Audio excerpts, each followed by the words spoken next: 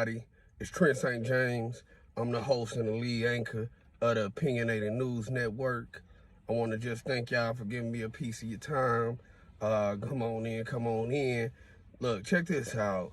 I wanted to do this video here today just to say that R. Kelly should not get a bail hearing. R. Kelly should not get a bail hearing.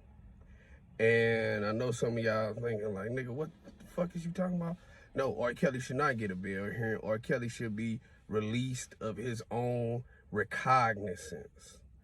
He should be released of his own recognizance. Now, I know some of y'all looking like, what the fuck? You know, thinking like, what the fuck? No, R. Kelly needs to be released of his own recognizance just because I've done my research here. And, you know, these are my research notes, stuff like that. I've been, you know, researching for several days, right? You know, been doing a lot of research. It's 4 or 5 sheets of paper, just, you know, right here or whatever. And I got me a little list right here. So the reason why I come out say that R. Kelly should be released of his own recognizance is because I have been doing the research. I've been putting together timelines and things of that nature. And through the course of me doing my research and putting together all of these timelines, I have come to find that this is a case that should have never gotten this far. And since it should not have gotten this far, he shouldn't have to forfeit, he shouldn't have to put up any assets or anything in this case in order for it to get this far. And once you do the research, because I had, just like everybody else, I've been watching a lot of the videos from the bloggers, and you know, I've just been mainly just relying on other bloggers and stuff like that to kind of see what's going on. Me, myself, I'm a former comedian. I used to perform here in St. Louis, Missouri, and other states, Indiana as well, stuff like that. So, you know, everybody who knows me knows that, you know, I'm always a fun-going dude, just always, like, very tongue-in-cheek. I love to keep a joke going. So, about 3 or 4 days ago, about 3 or 4 days ago, it hit me or whatever, like a joke came across my mind, and I was going to do what's called a curious case of Tim Savage.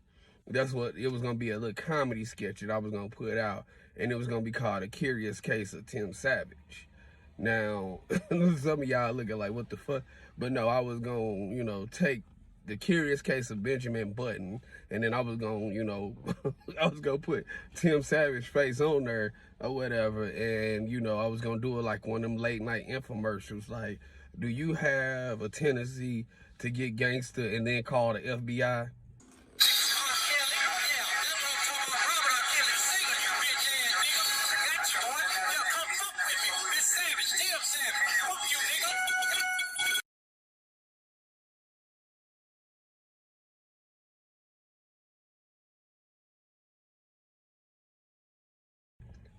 You might have a curious case of Tim Savage. You know, have you ever been accused of touching your daughter? You might have a case of the Tim Savage, you know, and just go on. Triggered her. It triggered her to run out the house like a mad woman.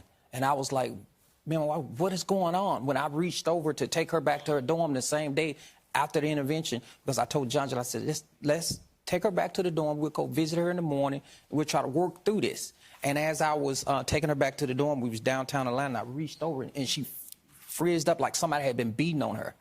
And it shocked me, so we pulled over, and me and my wife wanted to talk, and her roommate was there. Jocelyn rushed in and locked herself in the restroom. And you know, and I think that reasonably that a bail hearing should not be needed, because he shouldn't need bail for baseless charges. You know, bail is pretty much set up to say, all right, you're forfeiting these assets pending a trial. You know, you pretty much you're forfeiting. Hey, you gonna put up this amount of money in lieu of losing it should you go to trial. But the case that the state has and that the government has against R. Kelly is so weak that you could damn near rip it like wet paper, right? And I know that some of y'all like, what the fuck? You know, I know that y'all done heard this a million times, 100,000 times before. But the case against R. Kelly is very, very, very weak. All of this stuff was bought on and it was all orchestrated by Tim Savage, Tim and John Savage, who through my research, I personally believe that Tim and John are the two conspirators. And so in the RICO case that you have against R. Kelly, that RICO case really deserves and belongs to Tim Savage. We might just get hit with the RICO. Me Millie. We might just get hit with the RICO. Me Millie. But we have the Tim Savage criminal enterprise. Now, I got Joycelyn as the prize jewel of the enterprise. Now, we have Tim Savage, who essentially is a disgruntled father. He is married to John Savage, of which they have 2 children, Jory and Jai. Jay is otherwise known as Jalen. Now, from John, you get Asante McGee. Asante, we find out about July 17th that John has been in contact with the Savages. We find that out at a July 17th press conference. Not only did she reach out to John, but she also reached out to Alice and Angelo Clary. Now, I see a lot of bloggers in the R. Kelly space. They are going back and forth between Team Truth. I personally, you know, I hate to be a contrarian, but I don't believe. My research leads me to believe that Angelo is not that big of a factor in the way that all of this went down. I think that Angelo is pretty much a beneficiary of somebody who just hopped on the train because the train was going to leave with or without him. And so he's reaping the benefits of it. But I don't believe that he had anything really. I don't believe that his purpose of going in was the same as Tim's purpose of going in. Now, when I check my timeline here, and I'm going to try to keep this short, but I'm going to have to explain it since I started explaining it. So sometime in early 2015, at the at the J Savage Collection Store in Atlanta, Georgia, you have John Savage, who meets R. Kelly's road manager named Kevin Giles. Once he meets Kevin Giles, somehow they come in contact with R. Kelly. On May 23rd, 2015, in Palm Springs, California, R. Kelly flies John and Joycelyn out there, presumably from Atlanta, but these are just the facts. This is May 23rd or on or about the week of May 23rd, 2015. Now, we really don't hear too much about this story. It kind of goes blank until late 2016. Presumably, we want to say about December the 1st. On or about December the 1st. This is where they bring Joycelyn home, or Joycelyn. I'm sorry for calling her Joycelyn. They bring Joycelyn home. This is when the intervention is held between John,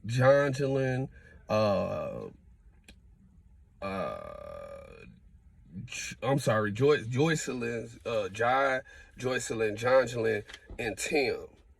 This is on December the 1st, 2016 is when all of this happens. Now, keep in mind that late 2016, Tim Savage was fired from Parr's Cars. He was fired from Parr's Cars. They had 3 locations. The main location, the one that I believe, or the one that I'm alleging Tim worked at, is the one that is in a place called Morrow, Georgia. He was fired from Parr's Cars. We heard this from Blake. Blake said that he said something derogatory towards a white man. So this is basically first-hand information or second-hand information, but we find out that he's fired. Now, also what Blake has said that I did not write down here is that R. Kelly was giving them money to help them start and fund businesses in Atlanta, then somehow it stopped.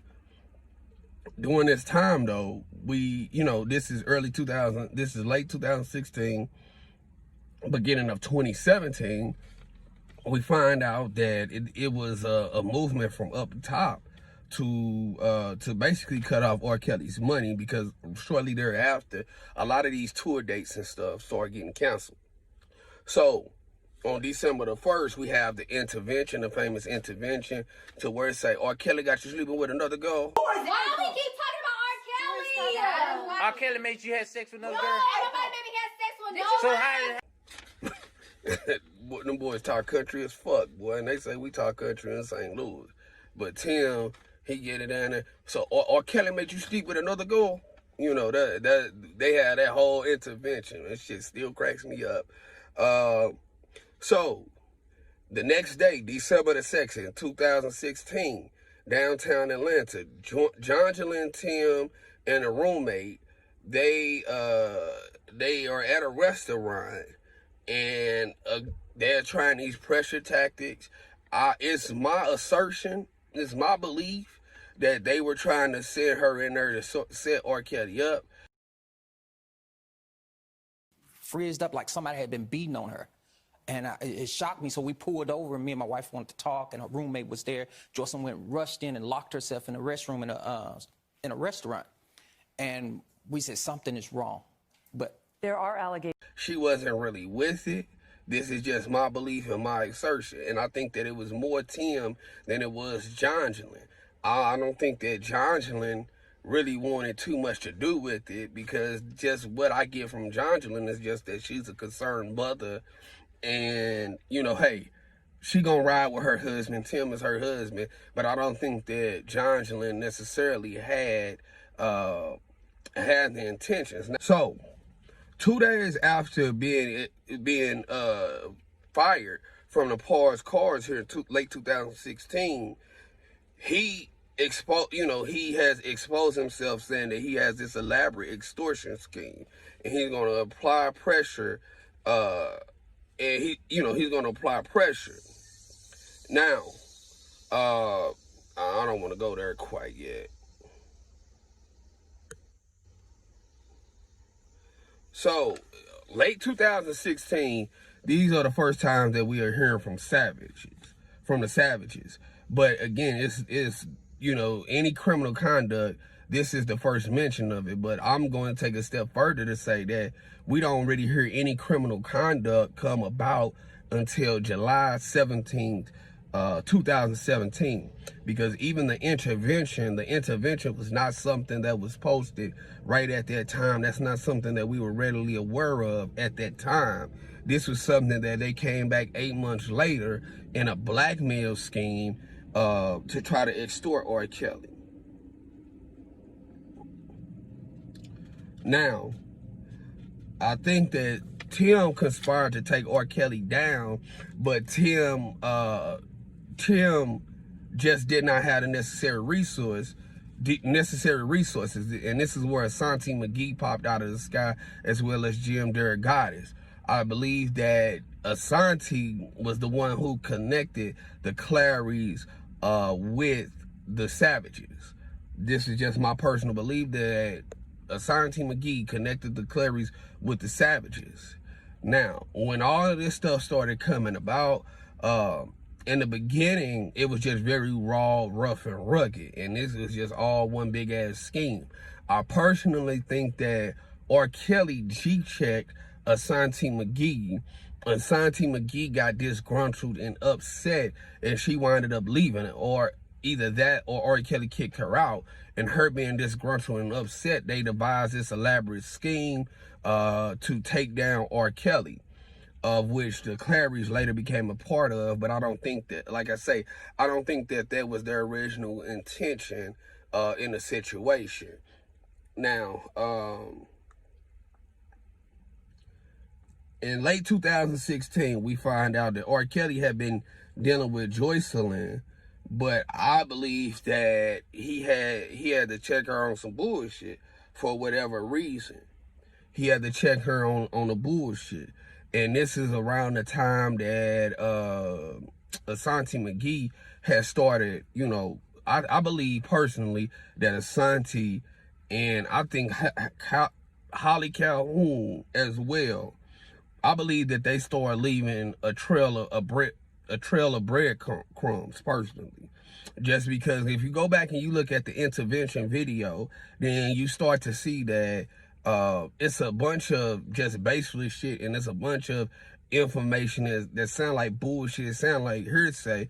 But just me, you know, being a ladies' man myself, I know when one girl goes in and poisons the well so that the other girl can't get the water. It's you integrate into it. So you told me the first time doesn't she got mean to Juice, Kelly, right? you Yeah, know but that's the only you girl what I to do. usually been around. Juice is the one who's been with him for years. But I don't know about the other girls. So Juice you is trying no to- like win right Johnny, now because you she's talking trained too all loud. the girls she needs to train. I don't know about all that training stuff. I don't know about all that. But That means, Joyce, I let me don't know break about it down for you. training.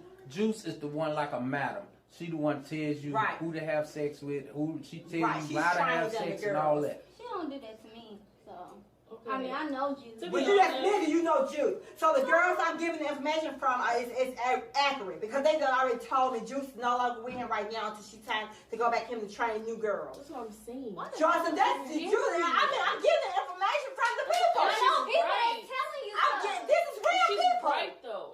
That's why I'm saying. I'm getting saying accurate she's right. information. This Yeah, is not Joyce. right. This is killing me. This baby I'm having nervous breakdown. I'm getting information from people daily. Give me true information. She's right. It's scary. There's nothing that she just said that was a lie. That's the same thing when she came to me over Thanksgiving break. There's nothing that she or your dad told me that they never lied. It was the exact thing. Which is D, why who is D? Who is D? I don't know who he is.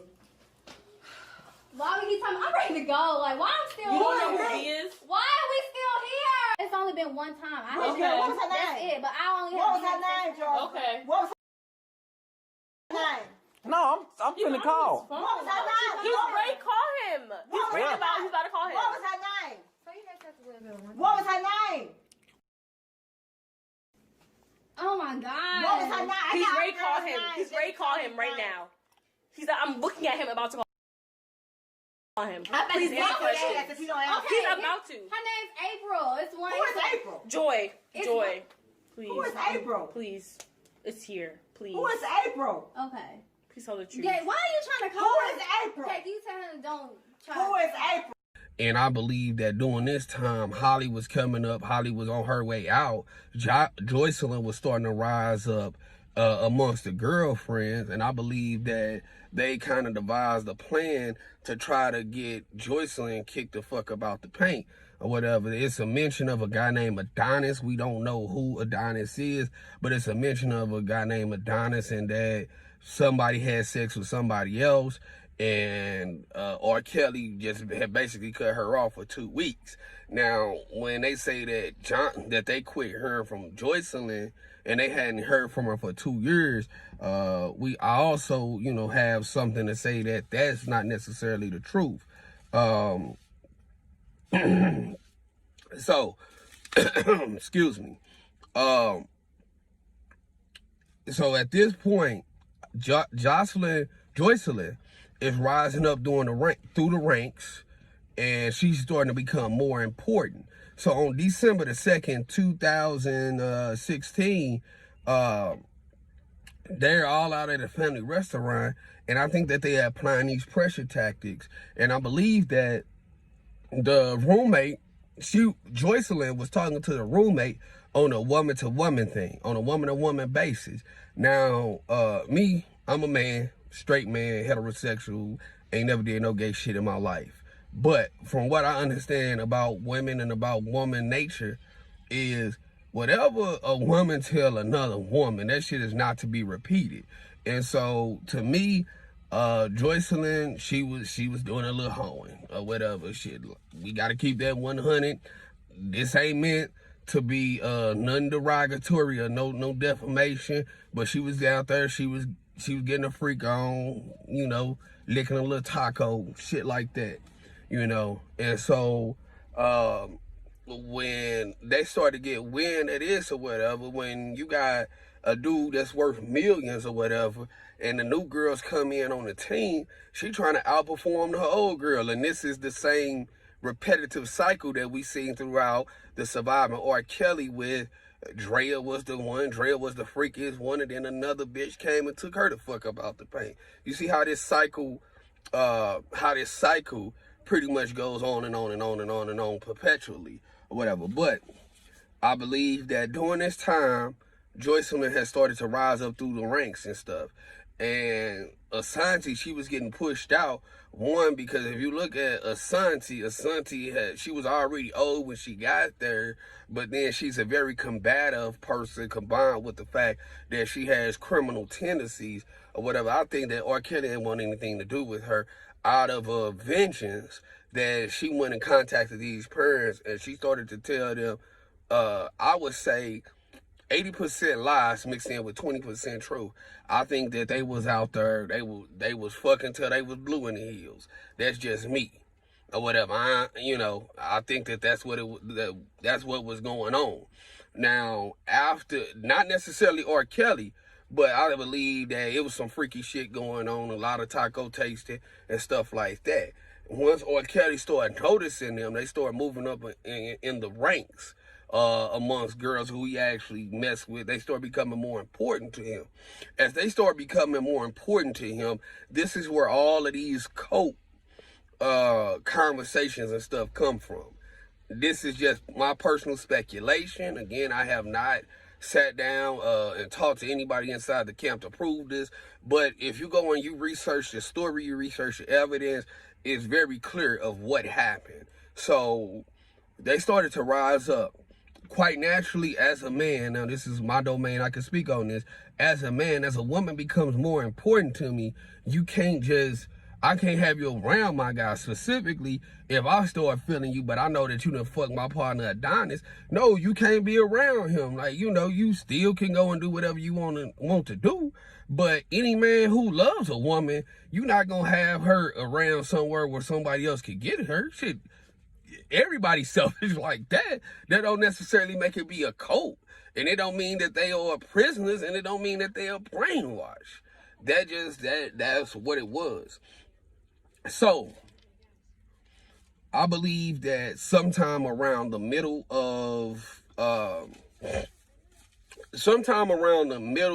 let's just say on or about,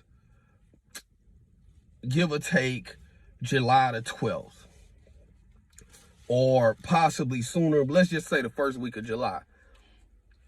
Tim Savage says he gave R. Kelly 120 hours to return his daughter before he started to expose him.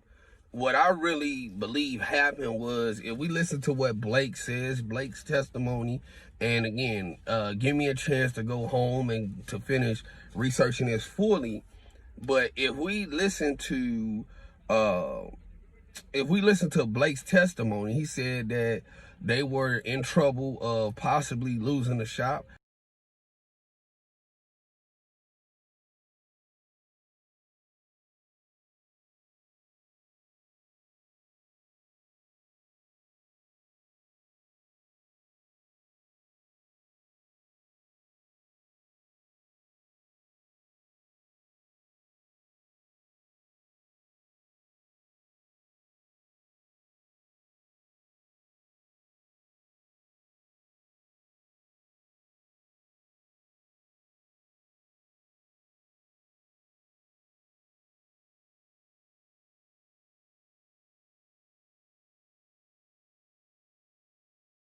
But we know that for a fact, for Tim had lost his job, that his Mercedes Benz was in repossession. Now, all of us remember that video that Tim Savage did where he had the baseball bat and he like, "God, Kelly, use a bitch ass nigga, da da da da da da da da," or whatever. And so I believe that he tried to extort R. Kelly, and he told him, "You got 5 days to pay me some money, or else I'm gonna go public with this." That's an extortion attempt. And when we get into Avenatti being in here later, we'll get deeper off into that. But I believe that Tim Savage purposely tried to extort R. Kelly, and R. Kelly did not budge. Tim Savage goes and explains that, you know, you got 120 hours, which 24 times 5 equals 120. So that's 5 days. R. Kelly didn't tour outside of the country. So if you wanted your daughter, if you were the father that you say that you are, what the fuck is 5 days?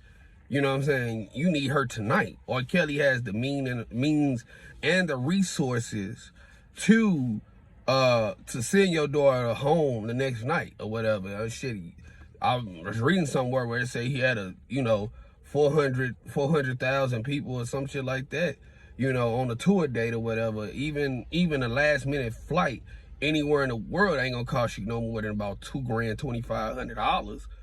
He got that.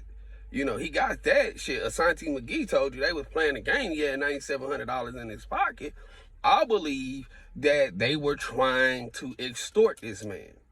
This is what I personally believe. And I personally believe that when they first met him, R. Kelly had a cool, favorable relationship with them because all in all, when you really get down to the people outside of these raggedy ass bitches who talk about R. Kelly, all of them say the same thing, more or less. He's a nice guy, whatever. He's real cool. He's funny. The only people that really speak derogatory about him are the surviving R. Kelly people and the people in the industry who basically want to get a check and they irrelevant otherwise. Like, so, but when we get off into it, I believe that Tim Savage wanted to sell his daughter to R. Kelly. Hence what R. Kelly said in the first Gayle King interview, like, how are you trying to sell your daughter to a man? So when you go through and you hear these interviews where he's talking about, I gave him 120 hours to return my daughter, and he didn't do it. Now, keep in mind, this is July of 2017. I don't think that he had hooked up with an attorney at this point because he's still calling him R. Kelly. And you are going to know about the time that Gerald Griggs comes in, because Gerald Griggs is part of this conspiracy too. This is the Savage family's attorney, Gerald Griggs is. And so when you look at it, once Gerald Griggs starts to come into this, when he starts to come into this picture, you start to see the verbiage and things like that change. You start to see the settings change, things of that nature, because even though they had made these big, wide sweeping claims, then once the attorney came in, it went on a bigger platform. Now, part of the reason, I'm going to jump ahead and then I'm going to, come back to where I am. Part of the reason why I say that R. Kelly needs to be released of his own reconnaissance is because when we saw the Savage family go on Pastor Jamal Bryant's platform a couple weeks ago, you heard Gerald Griggs basically run you through the fact of it was nothing criminal happening here. When they first came to me, it was nothing criminal happening here. The research said that it was nothing criminal happening in here, and we had to basically go through a process of making a bunch of false allegations to raise up the level, or to raise up the attention and the pressure on R. Kelly because of these false accusations. Come from that as whole. Absolutely. Yes. Attorney, I want you to talk about the legal hurdles that you had to go through in order to get to the point where we are now. Well, we face a gamut of legal hurdles. First and foremost, the first question was whether or not these women were over age. And once it was determined that they were of age when they met him, we faced a host of issues. And so, like Tim said, 3 years ago when they came in my office, after he called me, you know, I first started to strategize, how can I help? Because legally there weren't too many options. But what we had to do was destroy the narrative that's been surrounding this individual and many cases like this, that these are women that no one cares for, that these are women that no one will fight for. And so we took a outside the box approach, and we started to destroy the narrative. We had to convince men and women across the country to believe what was going on by taking apart the easy predation that's going on right in front of your eyes. So my hat's off to the Savages for opening their lives. And I mean, they've taken a lot of grief, a lot of unnecessary attacks to get to the point, and threats, to get to the point they are. But what we had to do was to change the minds of prosecutors, to change the minds of people in the industry, and to ultimately bring Mr. Kelly to justice. And now he's facing 4 indictments for the situation. And basically, we got our lives saved because Harvey Weinstein and the Bill Cosby's and things like that, they started to go down during that time frame. And from them going down, you had the rise of the Me Too movement that was simultaneously happening.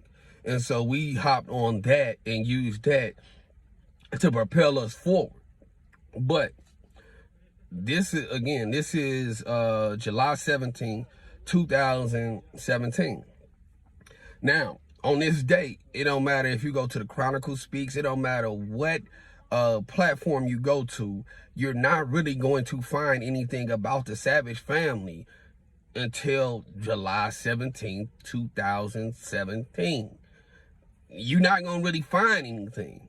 If you find something before that date, it's going to be backdated to say this happened at this time, but it's going to, you're not going to find anything. But furthermore, you see them, they pop out, they do this press conference, and this is the press conference where Asante McGee, they start asking her pertinent questions, right? And I wrote some of this shit down, so let me see, is this it? Okay. So yeah, on the July 17th, they start asking pertinent questions.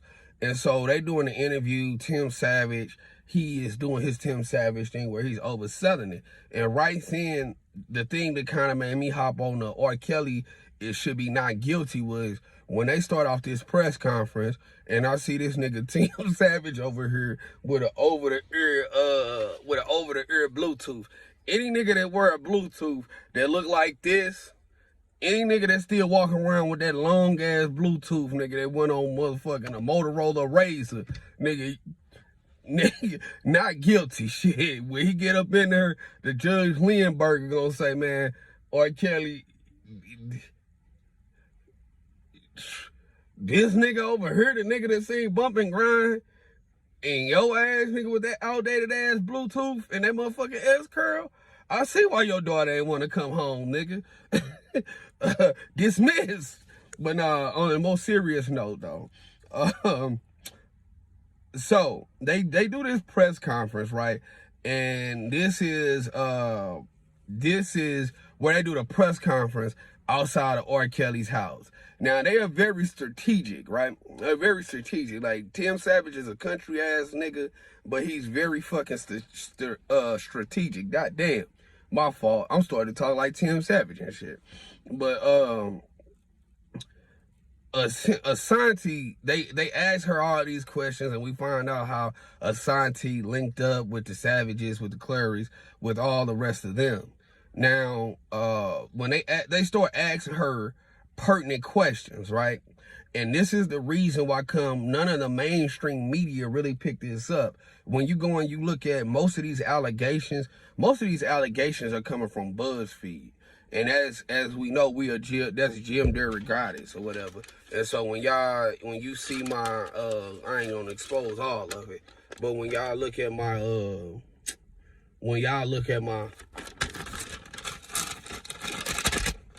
gotta, block that from the motherfucking haters or whatever, because I'm gonna write this shit up as a real RICO case against Tim Savage, and I'm gonna forward that shit to the U.S. attorney. But again, I'm putting together all my research. But you see Jim Derrick, he's right there on my list of suspects. Now, when you see Jim Derrick, Jim Derrick Goddess played a major role in it because these folks, they had no credibility. And once they started to ask pertinent questions, like they asked Asante something simple, right? Something that an honest person should be able to answer. So they asked her, how did you meet? That's the question that the media asked her, who was out here at this bullshit press conference. And she got stuck. She got stuck because she didn't, as we now know. Because of the things that he puts in your head and make you believe everybody's against you. Was it this house here? No, I've never. This is my first time being at this house. I was always at the main location. And I really don't know the address offhand, but it's another location that's not far from this home. How long did you know Kelly? 3 years. 3 years? Yes. How'd you meet him? We're going to step in for a minute. Yes. Tim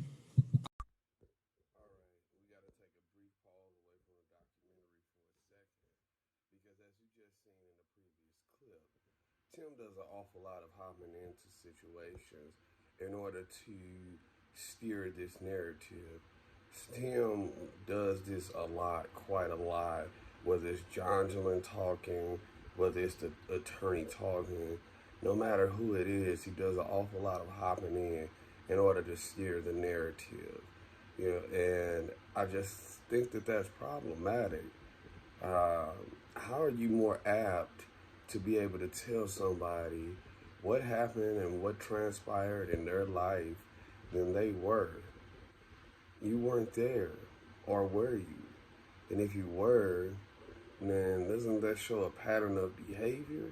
But if you weren't there, how could you speak unto the merits of what happened during an event or events, plural, that you weren't at? Just something to make you think about. You know, this seems like class A personality disorder and narcissism. Tim is not a medical doctor, but since he says that his daughters have Stockholm Syndrome, and as we know, they have never been evaluated by a medical professional, then I want to take my time to be a citizen doctor too, and to say that he has personality disorder. He may be a narcissist. Maybe his narcissism may be why his daughter may not want to return home. I don't know. What say you? Let's continue watching. Oh, what she didn't want to tell them is, I chased this nigga around for several years until he noticed me. I was a dick rider, and so I was willing to do whatever the fuck with the team. That's what we now know, but she didn't want to tell that because, hey, it's incriminating, right? Then they asked her, how long did you know him? Tim had said 3 years. 3 years. I known him 3 years.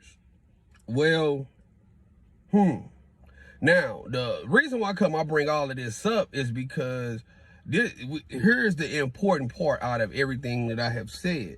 So they asked, what evidence do you have that your daughter is kidnapped? Tim never answered the question. Like, shit, it's, is February 20th, 2020. They asked this question July 17th or July the 8th, sometime around July 8th through the 17th, 2017, and we still waiting on Tim to give us an answer to what evidence do you have that your daughter is kidnapped? Take your question first. What question do you have, and what would you like for me to answer? You already answered how old your daughter is. She's 21, so she is of age. Again, the charge you make is that she's being held against her will. What evidence of that do you have, other than perhaps some of the conversations you've had where she sounded a little off?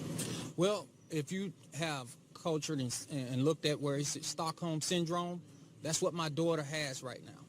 And so those are the things that's going to come to play, and we're going to share all these things at a later date. Can I have another question? Whenever they ask him a direct question, something that makes a lot of sense, their answer is always some bullshit. So to this answer of what evidence do you have that your daughter is kidnapped, Tim responds and says, well, if you define Stockholm Syndrome, that's what she has, right? She has Stockholm Syndrome. So right now I'm pulling up, the definition of Stockholm Syndrome. Bear with me a minute. Okay. The feeling of trust or affection felt in many cases of kidnapping or hostage taking a victim toward a captor. Okay. All right. I want to get one one more example of Stockholm Syndrome. Let's go to Wikipedia, because I want a long answer, right? Stockholm Syndrome is a condition in which hostages develop a psychological alliance with their captors during captivity. Emotional bonds may be formed between captor and captives during intimate time together, but these are generally considered irrational in light of the danger or risk endured by the victims. The FBI's hostage barricade data system and law enforcement bulletin indicate that roughly 8% of victims show evidence of Stockholm Syndrome. About 96% of victims involve suicide, domestic violence, and include people with previous relationships with the abuser. Okay. So, apparently they are saying that she was kidnapped. In order for you to have Stockholm Syndrome, she would have had to be kidnapped, right? And what we know, that's just not true, because on December the 2nd, 2016, they lock her in. She goes to a restaurant to eat with the family and with the roommate. And they never explain how she got out of the restaurant. I don't know if they left her there at the restaurant, but the story gets kind of murky here. Joy, when the family went to a restaurant, December going to be touched at all. So when she froze up, then she went and barricaded and locked herself in the bathroom. Now, I personally believe that was just it. That was her saying, I don't fuck with them. Because if you go and you look at the video of Joy Savage's intervention, if you look at him or whatever, the look on her face is just like, y'all really are all up in my business. Like, because I mean, my audience, we are all mature adults. When females come of age or whatever, it's going to be some freaking involved. Girls go to college and get pregnant all the time. Girls go to college and get that thing up. So she was going to be fucking somebody, I want to give you guys a brief intermission in this video to talk about a movie company that was entitled Girl Gone Wild. And Girls Gone Wild is now a defunct company. But Girls Gone Wild operated for a while under the business formula of going out to bars and catching young women who were in college. And these women would willingly show their asses and titties in order to be just part of the program, all in the name of fun. And they would go on, and these are all court documents. If you have your time, research it. But these women would go in and they would show their bodies off in order to be on a Girls Gone Wild tape. And sometimes this stuff would come back to affect them negatively in years as their life began to go on. The decisions that they made as younger women while they were in college began to affect them. And when these choices began to affect them, and they came and retroactively started filing lawsuits. But I want you guys to go and research Girls Gone Wild. And that's just what it was. She was becoming sexually explorative. Now, when she was sharing these experiences with her roommate in college, then the roommate was going back and telling everything to her parents. The roommate kind of took on the identity of the parent, and she started doing a whole bunch of telling and stuff like that, stuff where you supposed to keep it close to the cuff. Because as you go and listen to the story, like, R. Kelly got mad at me and he cut me off for a couple weeks. You mad because this is R. Kelly, or this is an issue because this is R. Kelly, but any nigga who get mad at his girl gonna cut her off for a couple weeks. And so she couldn't trust her parents because the father was filming her. Even during this whole time, she looks at her mom and she like, tell this nigga to turn this motherfucking camera off. Tell this nigga to turn the camera off. The whole time he's over there. So R. Kelly made you sleep with another guy? R. Kelly made you sleep with another girl? That's Tim's whole role in all of this. Now, fast forward, she's supposed to be going to college. Now, it's unclear.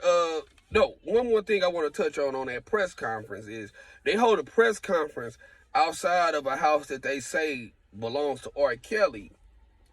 The only problem is that none of them have actually been to that house.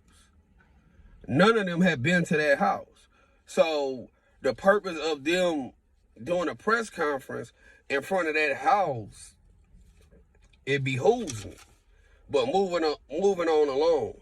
So they do this press conference in front of this house. Again, this is July 17, 2018. I know y'all keep on saying that or whatever, but this is very important so that we can draw a timeline.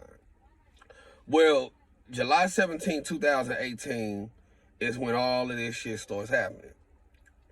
Now, also on this day, if we go into the J Savage Collections YouTube page,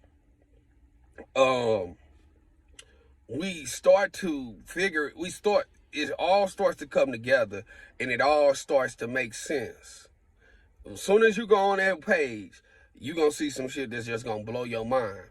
So when you go onto that page, you see the diss track that Jalen that she dropped on R. Kelly. And I took some notes about this diss track because this diss track is stirred. And I don't give a fuck, I'm letting everything out. Do our research, about a nigga right? pissing on a female. Deeper, way deeper than that, listen to the details. I can't believe it took this year to bring this man down. Walking out the room with Bubba. Bubba wasn't a bitch, but Bubba was a bitch. He was trapped in the closet, understand what I'm saying now. But she is born August the 8th, the year 2000. August the 8th, the year 2000. And so at the time of this video, she is 16 years old. But some of these lyrics that she's saying, they just disturbing for a 16-year-old. Really? Damn Savage, why you rapping so hard? Cause he a bitch. Damn Kelly, why you acting so hard? He full of shit and a bad influence. Love fingers up his ass with acrylic nails attached to it. And, granted, when I was 16 years old, I was cussing and I was doing a bunch of flagrant shit that I probably wasn't supposed to be doing. But to put it up but to give that to my parents and to have them put it up on YouTube and for them to support it or whatever, that's a horse of another color. And so some of her lyrics is that she has a lyric saying, R. Kelly ruined Joy's career. Did nobody motherfucking views again, but it's about a dummy and he fooling with my fucking sister. He retarded and he losing it in her career. He ruined it, y'all. No Joy at this time. She goes on in a song to say, the bitch ass nigga, he like getting finger popped in the ass with acrylic nails. Now, the one thing that this video shows us is that Jay, the girl Jalen, is the daughter that they wanted Joycelyn to be. Jay is the one with all of the personality. She's the one with all of the charisma. She's the one with the star qualities. Joycelyn don't have none of that shit. And this ain't no disrespect towards Joycelyn, but Jay is the one who has just all the charisma. She got all of the personality. You know, she's herself. But with that being said, she is the one that's always over the top. Because I believe that Tim Savage has, I'm pretty sure at this point, I believe that he has discussed this with his family, and he told everybody what role they are to play. Even if we listen to Tasha K, who is right there in Atlanta, who has firsthand knowledge of everything that's going on, Tasha K would tell you they sat down and devised this scheme to bring R. Kelly down, and this is their own people telling you this. Now, back to the situation at hand. Now, whenever they tell Ja the camera is on, you see her light up like a star. Now, if you go on that... Slim, I love you so much. What R. Kelly has done to you, nobody, I don't mean nobody needs to go through what you've been through and what them other girls been through. I love my sister so much, and I just want to see her how she used to be. When Joycelyn left to go to college, everything changed after that. Everything. And it's all because of this monster, R. Kelly. He needs to get what he deserves, for real. Like, everybody knows that he is a pedophile, a rapist, everything. That's it. Same page, you see Joycelyn performing a song called Mimosas, and when she is performing this Mimosa song, then when she is performing this Mimosa song, you see that she can't sing, she can't dance, she don't have no star quality to her. And I believe that Joycelyn is generally a smart girl. I believe that she is generally a smart girl, but she don't have the start. She don't have the it factor. And if you go on the J Savage collection page and you listen to her sing, you are going to see that she just does not have the star quality to her. Now, and I'm going to cut this video off in a second, and I'm going to make a part 2 to this as well. Now, if you go on dreeshare.com, right, they have so much information about Joycelyn. Now, when they said she has Stockholm Syndrome, she's being starved, she's being beaten, all of this, at the time that Joycelyn left them, this is all alleged information, but this is on dreeshare.com. Joycelyn is 5'7", height of 121 pounds. Her bra size is 36B. Her body measurements are 34, 24, 35.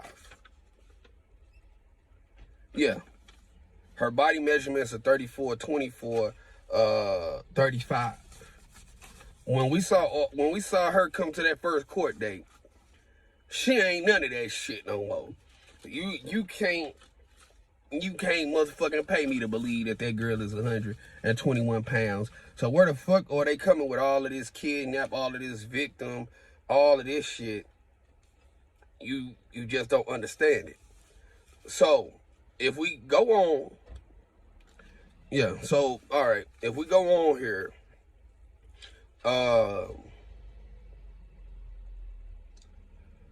on July 21st, 2017, this is a few days later, then they drop a video. It's supposed to have Joycelyn admitting of something that goes on, but when we listen to it, we just hear her talking to another older female, and she's just talking, it sounded like she was talking about her sex life. They was talking about a myriad of things, but we don't hear anything incriminating. We don't hear anything incriminating at all as it pertains to this. In this case, it all started with the Savages. This is the reason why I'm on the Savages for so long. And this is the reason why I said R. Kelly does not need a bail hearing. R. Kelly should not get a bail hearing. R. Kelly should be released today of his own recognizance. And it is for these facts. So on July 21st, 2017, the Chronicle Speaks dropped the video, whatever, with her talking to the voice coach. Now, it might be another source for this video. This might have came directly from Tim, but the recording that I found, it was on the Chronicle Speaks page. Now, the whole thing that I am confused about is that when you listen to Joycelyn sing, Joycelyn is off key. She off key. She don't have breath control. She don't know what key she's singing in. She has no control of her breathing. As somebody who went to vocal lessons, presumably, if you're going to take her and put her in front of R. Kelly, and this is supposed to be her vocal coach, what the fuck job is she doing as a vocal coach? Just simple vocal training is doing something like that. This strengthens your vocal cord. That strengthens your vocal cord. When she's singing, fuck,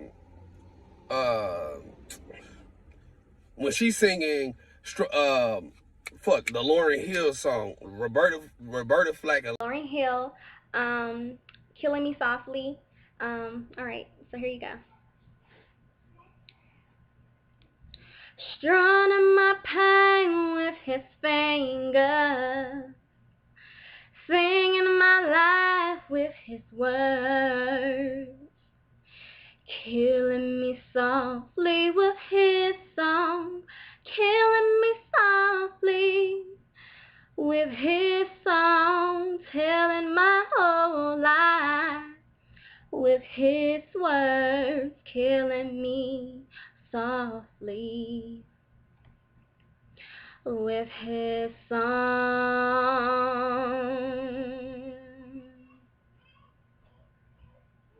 So she's on the phone with her vocal coach, but she's singing off key. And this is on the J Savage's collection page. They put this out. Nobody else put this shit out but them. What you start to realize when you fast forward, and it's let me come right back there. Let me look at my timeline and see what else we got here. So okay. So yeah. On July 17th, then this is when we see Jai dropped the video where she's dissing R. Kelly. Now, at the end of this video, Tim Savage rolls up with a Rolls Royce. I'm sorry, not a Rolls Royce. I'm giving this nigga too much credit with that goddamn Bluetooth. He rolls up with his motherfucking, he rolls up with his Mercedes and pulls a baseball bat out the trunk and say, R. Kelly, you really want that, you bitch ass nigga? Shit, embarrassing, bro. Terrible. Now, July 31st, we find out, this is according to Billboard and TMZ, that R. Kelly is getting several concert dates canceled. This presumably has come after these interviews are made public. He was going on a tour or whatever. He had San Antonio, Texas, Westbury, New York, National Harbor, Maryland, Connecticut, Camden, New Jersey. They canceled him in Dallas, New Orleans, and Baton Rouge. And they eventually just basically wrapped the tour up. Now, this is around the time, I believe, that R. Kelly was going into the label, and he was figuring out that he didn't own his publishing, because during this time, you start seeing people like Diane Copeland, and you start seeing a lot of these people whose names you don't really hear anymore. They started to back up off of them, but they got up off of them so abruptly, or so quickly, that it leads me to believe that this was something that was orchestrated from the top. This is just not some happen chance shit that just sprung up. But when they first came out at the beginning of 2019, they had the narrative going that they hadn't seen their daughter, they hadn't spoken to their daughter in 2 years. Well, first thing that they didn't say is that they basically try to pressure their daughter into they try to pressure their daughter and treat her like a child, number one. But number two, the daddy was broke. And when you heard Joycelyn come out and defend herself, Joycelyn be like, Dad, you know what's up, you know where I am, and you know what the fuck you did. Basically, she speaking in code. You know why the fuck I'm not coming home is what she be saying in so many words, if you can read between the lines. So Joycelyn, she'll tell you like, yeah, well, look, y'all know why the fuck I'm not coming home. To my family, but especially my dad. Dad, you know everything that's going on with the media and the internet, and what you have done is a complete disaster, and you need to stop. Because right now, I am fed up with everything you are doing. You're embarrassing me and the whole entire family. I am happy where I'm at and the people that I'm around, and it's getting out of hand, seriously. Because honestly, you know the situation that had happened that night when I went to meet R. Kelly. So I would like for you, matter of fact, I would love for you to stop what you're doing, because this is I can't believe you even went this far. I love you to death, but I need you to understand me. Please stop what you're doing. Please. What? Jocelyn Savage. I was doing my show. He brought her and asked a friend of mine to put her on the stage with R. Kelly. That is absolutely not true. Gerald Griggs is the Savage family attorney. At no point has Mr. Kelly ever met Timothy Savage. The whole entire family. I am happy where I'm at and the people that I'm around, and it's getting out of hand, seriously. Because honestly, you know the situation that had happened that night when I went to meet R. Kelly. I'm explaining to you how my daughter acts. Me and my wife was in the court. Of course, you're going to be respective of the court, so you cannot talk. You got to obey whatever the judge is telling you what to say. And this is Joycelyn, because Joycelyn looked just like her mom. We're going to pretend that this is her. And lift your mic up. This is Joycelyn. We're going to pretend that this is Joycelyn, because she looks just like her mom. I come around, when Jocelyn comes around, Joycelyn bows her head, first of all. Nobody noticed it, but I noticed it. She bowed her head. Then my wife sit next to her. She kept her head bowed the whole time. This is a sign, if you ever have a dog, and when you come up to that dog, the first thing he do is lay down, he bows to you. That's how these women are trained. So I noticed that. The second thing is, I came around. When I came around, she immediately got up out of her chair, went to the bailiff, and told her, I don't want to be near them. She was immediately. All right, y'all. So Tim Savage say that, you know, when you have a dog come up and it bow down to you as soon as you see it. Well, something that y'all may not know out there in the YouTube land is I breed dogs. I got 5 dogs. I got 4 dogs right here in my garage right now, as you can hear.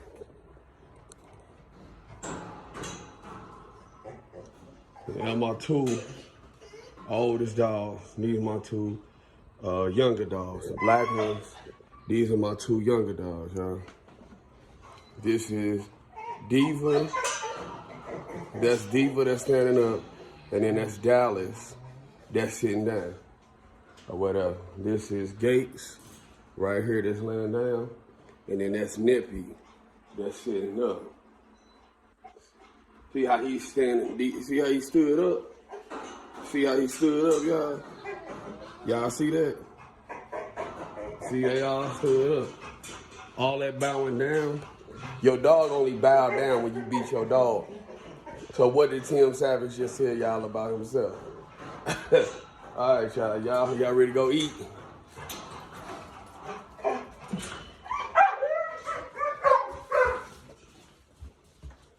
Here y'all go. Dogs don't fucking bow down to you. Dogs should always be at attention when you come in the room, when you treat it right. This ain't no camera angles. This ain't no camera tricks or whatever. See that? See that? She excited. So, I mean, come on, man. So, free R. Kelly, man. Free R. Kelly, y'all.